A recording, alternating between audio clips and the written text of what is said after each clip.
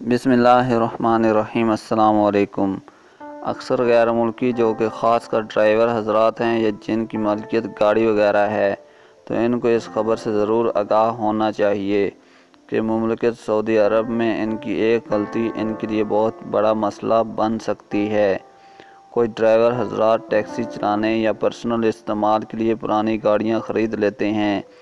کافی عرصہ بعد جب یہ گاڑیاں قابل استعمال نہیں رہتی لوگ اسے تشریح مطلب کباڑ خانے میں بیچ دیتے ہیں۔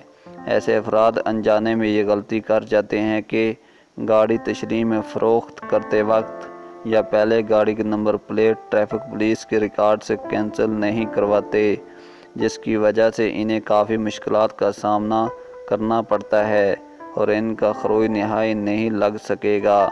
تشریح میں گاڑی فروخت کرتے وقت لازمی طور پر گاڑی کے نمبر پلیٹ ٹریفک پولیس کے ادارے سے کینسل کروائیں۔